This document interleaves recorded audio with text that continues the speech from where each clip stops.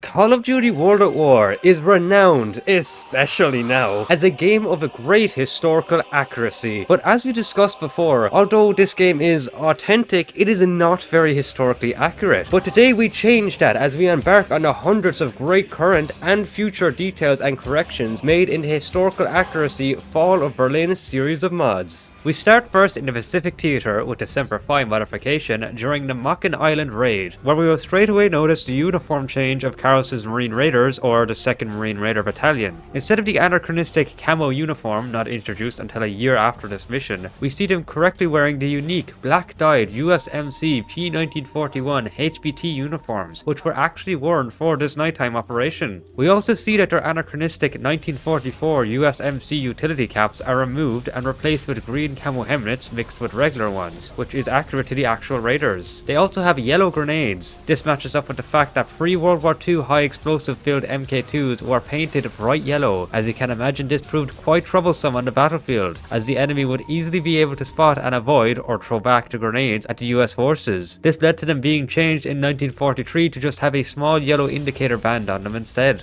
All teammates throughout the campaign will receive increased accuracy to show that they are actually trained soldiers and not terrible buffoons like in the base game. And on top of this, we get new unique face models, more surname variation, and the addition of the private first class rank for all Marines. Now for the Japanese forces, instead of the base game's army troops, they are now Navy soldiers to correspond with the 51st Guard Force of the 6th Yokosuka Special Naval Force, who were stationed on Monken Island during the actual raid. Moving on to the even further brilliant modifications of the Pacific Theater, Marines of the 1st Marine Division wearing more authentic greenish uniforms as well as accurate new beach camo helmets. It's like how these mod developers went out of their way to remove the medical insignia for the corpsmen to accurately depict how it was recommended to not be worn, as it only made them stand out to enemy forces, as in the increased damage output among certain weapons, particularly with the semi-automatic weapons, to match with the power of their real-life counterparts. Note how this game's mod is commendable for correcting the name of the M1A1 carbine into the M1 carbine, and changing the ammo and magazine capacity of the M1A1 Thompson, M1897 trench gun, Type 99 and M1911 to match their real life counterpart. Appreciating that this mod adds that teammates using LMGs will now correctly have support gunner on their name tag overlays, and the reload time of the M9 bazooka is adjusted to be more accurately longer. After finishing this video and noting that this mod includes more realistic custom textures for weapons like the Arasaka Type 100, M1 carbine, M1897 and BAR. Now for the Imperial Japanese Army troops, which are based on the 14th Infantry Division for the Peleliu missions and the 32nd Army for the Okinawa missions, they receive further uniform modifications. The M-Sign infantry and tank chest marking is now removed to match with the fact that this insignia stopped being worn after 1940. A new helmet with headband for Japanese in the Okinawa missions is added, as well as changes in details to the regular headband, since the vanilla ones seem to be more suitable with kamikaze pilots rather than ground forces. They also receive loadout changes, particularly with the upping of the amount of Arasaka rifles and Type 99 LMGs, together with the lessening of numbers of Type 100s, since the Type 100 was actually quite rare during World War II, with only a few thousand of them ever being in service at that time. The dates shown in Black Cats, as well as Blowtorch and Corkscrew's intro, are now removed, since they do not match up with the Operation Kokusi and the capturing of Warner Ridge that they are trying to depict in the vanilla game. And for the Pacific Campaign's final mission, Breaking Point, we have a colour change of Shuri Castle to match its actual colour during that time, since the original castle seemed to be based on the 1992 reconstruction in the base game, and the Japanese mortars we capture will now be based on the Japanese Type 100 81mm mortars rather than the American M43A1 81mm mortars. Now moving on to everybody's favourite, the Eastern Front campaign. We begin in Vendetta, the Battle of Stalingrad. Firstly, we can notice minor changes to the Soviet troops of the 62nd Army, such as the removal of buttons on the uniform collar to make it more resemble the era-appropriate M35 uniform tunic, as well as the change of Brezhnev's collar to now have the correct 1940 to 1943 version of sergeant rank insignia. We also see the replacement of the Commissioner's star belt buckle on all the Red Army soldiers with a more appropriate standard buckle, along with new ranks for Soviet troops such as Yefreuter and Junior Sergeant, and the removal of the corporal, as well as more variations to surname and face models. Now for the German 6th Army, we have greener tunics for hair troops, to more accurately depict the mix of grey and green field grau colour of their uniforms. We also have further variations for German models, helmet and rank insignia, so that they're not all just privates like they were in the base game, the removal of the M43 field cap, which had not been introduced yet in Stalingrad, the removal of the tricolour insignia of the German Empire, which had stopped being worn after 1940, new textures for gear like German knives, and of course much needed face variations and a slightly better uniform for General Amsel. As for weapons, we have the addition of the Soviet DP-28, which name was also changed to DP-27, as DP-28 is a name that is widely known among Westerners, but Russians usually prefer to call it DP-27. We also have the introduction of the Kart 98K with a scope, new scoped overlays for the scoped Mauser-Nugent, changed from the vanilla version into a proper German number 1 version, since Soviet factions actually use the same scope overlay as the German side during the war, while the Kart 98K with scope will use the German number 4 instead. New or modified textures for some weapons like the Kart 98K, MP40, MG42, Molotov cocktails, Mauser-Nugent, PPSH-41, FVT-40, PTRS, and DP-27 have been added, and we will see some of the German soldiers will be equipped with captured PPSH-41s and a few FVT-40s as well, to match how this would often happen in reality on the Eastern Front. On top of this, we have 71st Infantry Division insignia and a period accurate Dunkelgrau, German for dark grey, textures and German SD KFZ 251 half trucks, 24th Panzer Division insignia and Dunkelgrau texture for Panzer IVs, along with Dunkelgrau textures for open blitz trucks and flak 88s, and best of all, the anachronistic wrecks of the Tiger II tanks, not introduced until 1944, have been replaced with more accurate Panzer IV wrecks instead. Now for the rest of the Eastern Front campaign, which will be played mostly by the main mod of this series, Fall of Berlin, things get even more detailed, particularly in the German units, as we now see more variations of Heer soldiers in both the Battle of Seelow Heights and Berlin, which are based on multiple actual units, such as the 309th Infantry Division, the 25th Panzer Grenadier Division in Seelow Heights, the Panzer Division Muckeberg, 18th Panzer Grenadier Division and 20th Panzer Grenadier Division in both Seelow Heights and Berlin. We also see the introduction of SS units, which were created, along with other units, by using original cut content from the game's main version. They are based on the foreign volunteered 11 SS Nordland Panzer Grenadier Division, mostly comprised of Scandinavian SS mixed with Belgium/Flemish and some Eastern European countries, hence the flag insignia which represents the Norway and Denmark regiments under arms. This unit existed in both Seelow and Berlin battles. The 1st SS Anhalt Regiment, and those who were filled into Kampfgruppe Munke and Babik in Berlin, a part of Panzer Division Muckeberg, which was originally SS personnel, around 600 SS men from the 1st SS Leibstarderte Division in Berlin, other foreign volunteer units like a company of Latvian SS from the 15th SS Waffen Grenadier Division, and the French SS of the SS Storm Battalion Charlemont, along with some other various SS units in Berlin.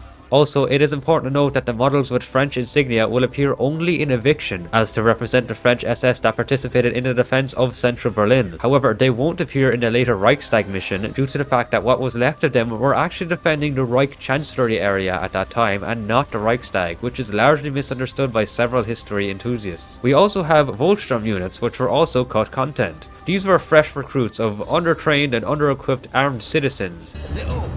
the young, the weak,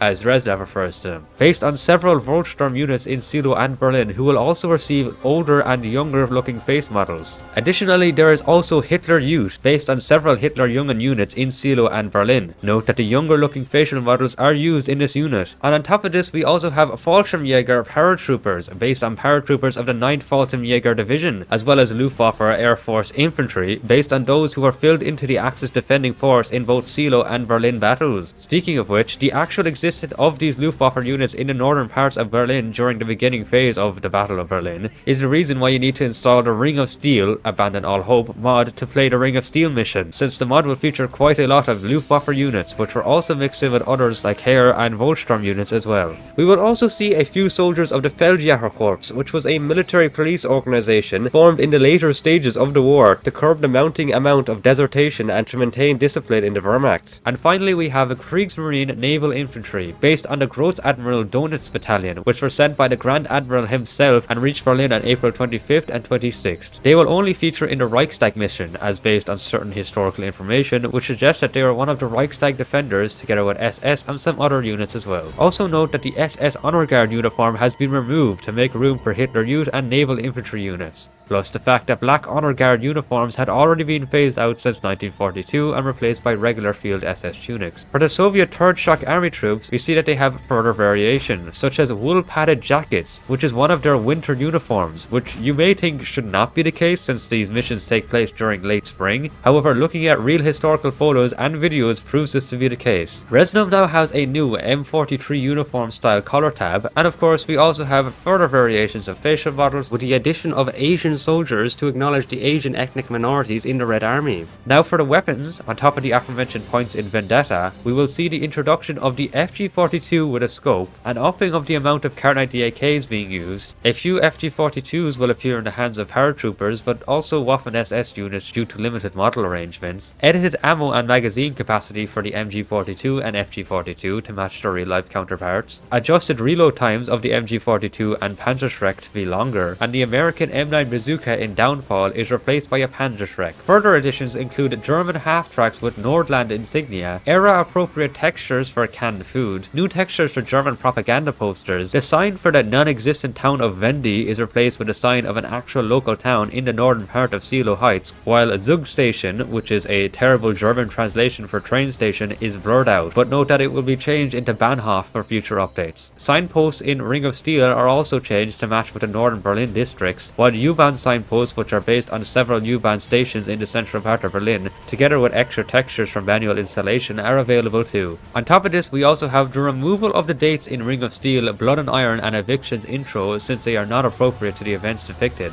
The replacement of the Reichstag at the end of Ring of Steel with regular Berlin buildings, as the Reichstag was not located anywhere near Pankow, Berlin, which this mission is located in. And finally, we have the introduction of a more accurate Victory Banner flag raised atop of the Reichstag, based on Victory Banner number 5, which is one of the official flags raised atop of the building at the midnight between April 30th and May 1st, 1945, which was claimed to have survived the artillery and mortar bombardment, and a couple of days later the Soviets then removed this flag before adding inscriptions on it and sending it to Moscow, where it remains to this day. According to this mod's creators, which include GI Combat, Verizon, Panzerman and Warrior 300, all the mods within this series will receive new updates in the future, with several additional changes, such as a new uniform for Commissioner Markov, since he should be a political officer, since the term Commissioner ceased to exist after 1942, date removal for a hard landing and burn them out, aforementioned complete changes on Zug Station sign, the fixing of the hammer and sickle on Soviet headgear so it is not backwards, changing the rare golden party badges on some of the models into regular party membership badges, changing head model arrangements for Hitler Youth units, add and change more details for some German models, and the crows in Vendetta will be changed to look more like Eastern European hooded crows, while the remaining crow models will be the Western European carrion crows. Better yet, they are involved in an even bigger project, which is still a work in progress, known as the MAM mod, which will introduce even greater details, such as the removal of the side armor on the Panzer IV tanks, since they were a feature of the Aus H/J variants introduced a year after the Vendetta mission, new custom more accurate level descriptions, and variations of character models such as these custom rendered Soviet snappers and female Red Army soldiers, as well as new custom weapons like the 1912 shotgun,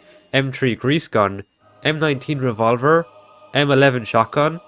M50 Rising, Type 38, ZB26, MP41, MP38, Scoped STG-44, Flammenwerfer 35, MP28, MG34, Scoped Gewehr 43, M1928 with 50 round drum mag, PO8 Luger, Mauser Model 712, PPS 43 and Volksturm, as well as loads of other awesome additional stuff. And on top of this, I myself have been in direct contact with these mod developers and researchers who have teamed up with me to help in consulting and gathering more historical information in the making of past and future videos for this channel's Historical Inaccuracies series as well. So absolutely massive thanks to these talented creators. The links to their socials along with all the mods shown in this video will be in the description, as well as of course the links to this video's sponsor, Raid. Shoot him!